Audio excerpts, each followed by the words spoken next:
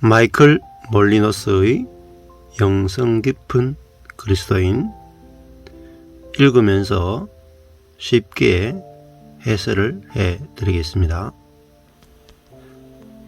책을 읽는 것은 각 사람의 과정에 따라서, 관점에 따라서 다르게 읽어지고 다르게 해석되어집니다.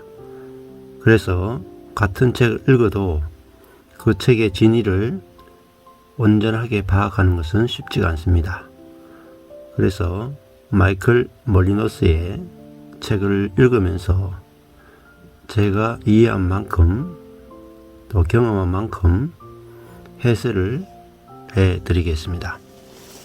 네 번째, 실패를 각오하라. 주님으로부터 내면의 길로 부르심을 받은 그리스도인이라 할지라도 외면의 길로 가는 그리스도인이 있고 내면의 길로 가는 그리스도인이 있다고 볼 수 있죠. 외면의 길은 내면의 깊은 부분을 보지 않고 그냥 말씀 읽고 순종하며 살아가는 그리스도인이라고 볼 수가 있습니다. 그 사람은 아직 내면을 보지 못하는 그리스도인이죠. 그런데 내면의 길을 보도록 하는 것은 스스로 하는 것이 아니라 부르심을 받은 사람이 가능하다는 거죠. 내면의 길로 부르심을 받은 그리스도인이라 할지라도 그들은 모두 혼란과 의심으로 가득 찬 그리스도인입니다. 왜냐하면 내면의 길은 우리 이성으로 알 수 없는 길이고 예측이 불가능한 길이기 때문에 하나님이 계시지 않는 것 같고 믿음이 사라지는 것 같은 여러 가지 경우가 있기 때문에 내면의 길을 가는 사람들 가운데 혼란과 의심으로 가득 찬 그리스도인이 있습니다. 고난을 받지만은 왜 고난을 받는지 이유를 모르기 때문이죠. 또한 그들은 이 깊은 단계의 기도를 시도하면서 하나님만 바라보며 기도죠. 이미 실패를 경험해 왔고 앞으로도 계속 실패하게 될 그리스도인임을 알아야 합니다. 여러분은 실제로 주님께서 더 이상 이전처럼 여러분의 기도를 돕지 않는다고 느낄 것입니다. 그래서 나의 기도가 계속 실패하게 될 거라는 거죠. 또 시간만 많이 낭비하는 것일 뿐 영적으로는 아무런 진전이 없다고 느낄 수 있습니다. 그래서 그 뒤로는 혼란과 당황스러움을 겪게 될 것입니다. 그럼에도 불구하고 여러분은 이 기도를 멈춰서는 안 됩니다. 아무도 혹 여러분보다 신앙생활의 연륜이 깊은 사람일지라도 여러분이 주님과의 더 깊은 관계로 나아가는 것을 가로막게 해서는 안 됩니다. 신앙의 연륜이 깊은 사람도 이해할 수 없는 내면의 길이라는 것입니다. 여러분의 삶 속에 진정으로 무슨 일이 일어나고 있는 것일까요? 진실로 여러분이 실패를 경험하고 있는 것일까요? 전혀 그렇지 않습니다. 오히려 주님께서 여러분을 그분의 임재 가운데 믿음의 길로 걷게 하시려고 부르고 계신 것입니다. 믿음의 길이니까요. 신뢰의 길이겠죠. 주님에 대한 단순한 상상력과 복잡하면 안 된다는 거죠. 단순한 상상력과 그분을 향한 뜨거운 사랑을 가지고, 이 사랑이 아주 강조한 점이죠. 어떠냐, 마치 어린아이가 엄마 품에 엄마에게 안기는 것처럼 여러분 자신을 주님의 부드러운 가슴에 품에 내어 맡기십시오. 여러분의 영혼은 하나님의 임재 안에서 어린아이 같고 구걸하는 자와 같아야 합니다. 어린아이도 그렇고, 어린아이는 이제 무능하고 미련한 자죠. 구걸한 자는 가난한 자죠. 자기의 능력과 자기의 지혜가 없기 때문에 하나님께 온전히 의존하는 사람 같아야 한다는 것입니다. 그러한 주님과의 관계는 특히 여러분이 경험한 실패를 이미 이해하고 있을 때에는 쉽게 이루어집니다. 그러니까 실패를 경험한 사람은 주님을 의존하는 것이, 온전히 의존하는 것이 쉽단 말입니다. 또한 그것은 여러분이 주님과 가질 수 있는 가장 안전한 관계입니다. 저절로 의존되기 때문이죠. 여러분이 추구하는 이 기도는 여러분 안에서 이리저리 떠다니고 있는 모든 상상과 이성으로부터, 생각으로부터 자유롭게 되는 기도입니다. 상상한 것, 생각하는 것, 이성, 이런 것들은 여러분의 마음을 흩어지게 하며, 특히 여러분이 실패할 때는 더욱 여러분의 마음을 사색과 자기 성찰에 집착하도록 만듭니다. 힘들고 어렵고 고난이 오거나 이럴 때는 이 마음이 계속 뭔가 생각을 떠오르고 감정이 힘들고 내가 왜 이랬을까 하면서 자꾸 자기 성찰과 정죄감, 후회감에 집착이 되고 지배당하도록 만든다는 것입니다. 하나님께서 모세에게 십계명을 주시기 전에 먼저 그를 산으로 부르셨음을 기억하십시오. 거기서 여러 날을 머무는 동안 하나님께서는 모세에게 자신의 놀라운 영광을 보여주셨습니다. 저도 모세의 사건에 적용시켜 말씀드리고자 합니다. 그리스도인으로서의 구도 생활이 시작되는 초기라면 여러분은 먼저 하나님의 사랑과 율법의 학교를 소개받게 될 것입니다. 자, 하나님이 나를 얼마나 사랑하시는가, 그리고 그리스도인은 이렇게 살아야 된다, 이런 율법들을 듣게 되죠, 보통은. 그리고 난 후에 하나님은 여러분을 하여금 영적인 어두움과 메마름을 통과하게 하십니다. 율법대로 다 못하니까요. 영적인 어둠이 찾아오고 정죄감이 찾아오고 또 정죄감 때문에 아주 메마른 시기가 찾아온다는 것입니다. 주님께서 이처럼 어두움과 메마름을 허락하시는 것은 우리들에게 사랑을 처음 가르쳐 주셨던 때와 정확히 동일한 이유 때문입니다. 즉 우리를 주님께로 더 가까이 가도록 하기 위해서입니다. 메마른 것은 주님께 더 가까이 가도록 하기 위해서라는 겁니다.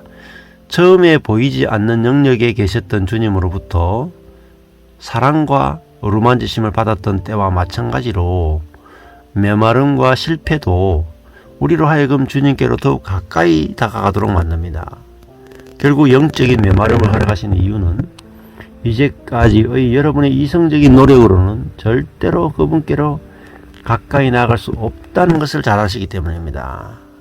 자, 이성적인 노력으로 주님께 가까이 갈 수 없고 신앙생활을 안 된다는 거죠. 우리가 주님께 가까이 다가가거나 혹은 주님께서 우리에게 가까이 오시게 하기 위해 우리들이 할 수 있는 것이란 아무것도 없습니다. 자, 이것도 아는 것이 어렵죠.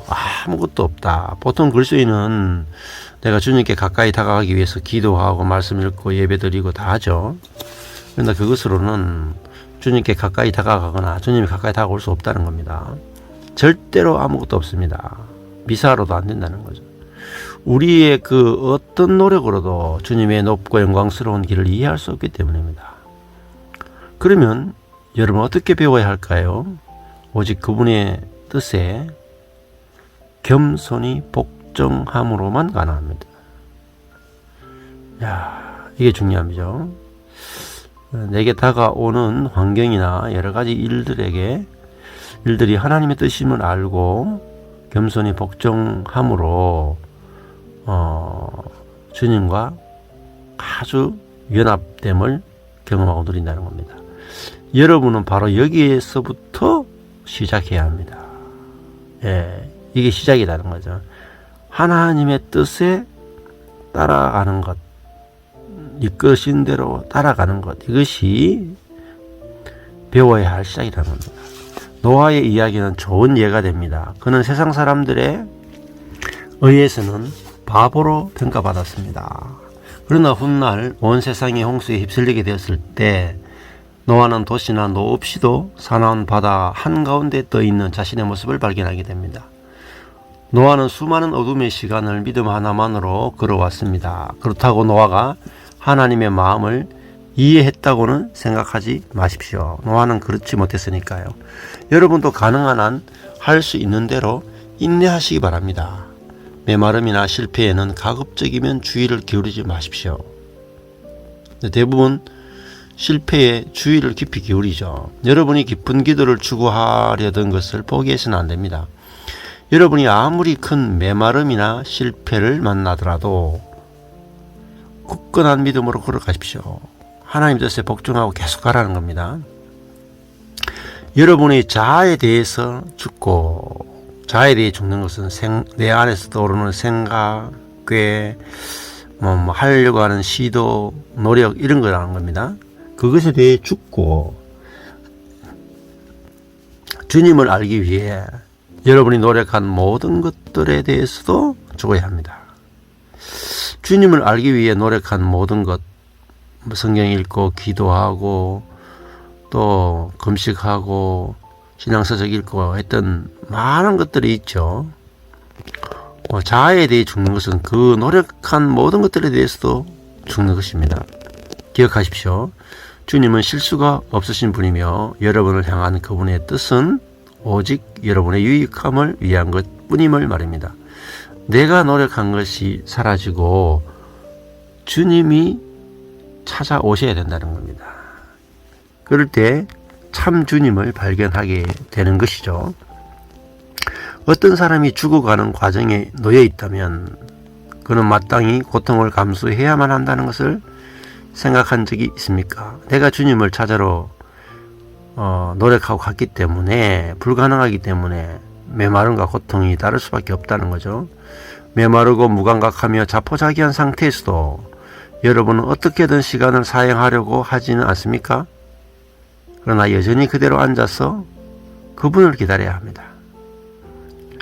이게 사람은 밭이고 하나님은 농부시다는 거죠. 농부가 밭에 찾아오지 밭이 농부를 찾아가는 게 아니라는 겁니다. 아주 중요한 사실입니다.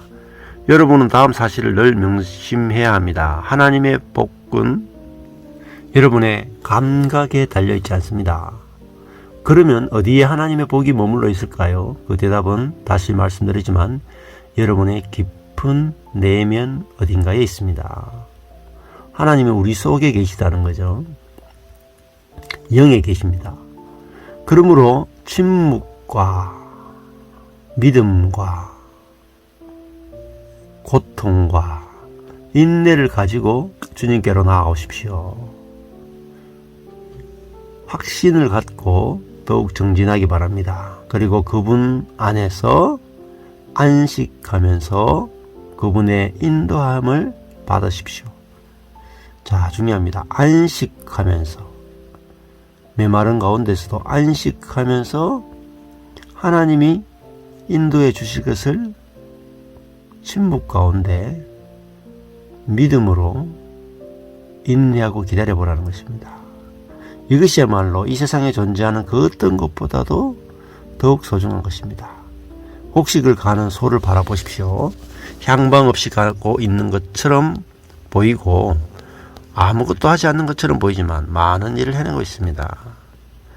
그것을 실패라고 부를 수 있습니까? 아닙니다. 아무것도 하지 않는 것처럼 보이지만 실패가 아니고 사실은 하나님의 뜻에 따라 가고 있다는 거죠. 소는 옥수수로부터 아무것도 얻지 못하지만 대신에 주인은 소가 생산한 것들을 즐김을 기억하시기 바랍니다. 내게 아무것도 얻을 게 없다고 해서 주인이 얻을 게 없는 게 아니죠. 소는 아무것도 못 얻고 노동만 하지만 주인은 풍성한 생산물을 얻죠. 자, 관점이 사람 중심이 아니고 하나님 중심으로 보여져야 된다는 겁니다.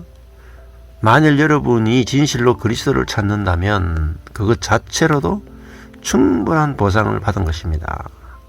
하늘의 씨가 땅에 떨어지면 처음엔 그 씨를 잃어버린 것처럼 보입니다. 그러나 후에 봄이 오면 그 씨는 자라서 많은 열매를 맺습니다. 하늘의 밀알이 죽으면 많은 열매를 맺죠. 살면 하늘 그대로밖에 없습니다. 하나님께서도 여러분에게 동일하게 행하시는 것입니다. 하나님께서는 여러분에게서 위로, 심지어 이해까지도 박탈해 가십니다. 더 나아가서는 여러분의 삶에서 조금의 영적인 진보도 볼 수 없게 됩니다. 결국 우리에게는 아무것도 남아있지 않은 듯 보일 수 있습니다. 그러나 충분한 시간이 지나면 여러분이 희망했던 것보다 훨씬 더 많은 풍성한 열매를 얻게 될 것입니다. 내면의 길이기 때문이죠. 우리가 깊은 영적인 생활을 추구하다 보면 여러 목표를 설정하게 될 것입니다. 그러나 이 목표들을 달성하지 못했다고 해서 스스로 경멸해서는 안 됩니다. 평안을 유지하고 주님 앞에 머물되 안식하면서 끝까지 인내해야 합니다. 주님의 무한하신 은혜만을 신뢰하시고 여러분의 눈은 수건으로 가려져 있다고 간주하시기 바랍니다. 많은 생각과 논리를 버리고 그렇게 하시기 바랍니다. 오직 하나님의 뜻과 그분을 기쁘게 해드리는 것 외에는 아무것도 하지 않겠다고 결심하면서 여러분의 삶을 자비하신 하나님 아버지의 손에 맡기기를 바랍니다. 결론이 아주 중요하죠. 하나님의 뜻에 손에 맡기고 따라가는 것, 이것이 아주 중요한 포인트입니다.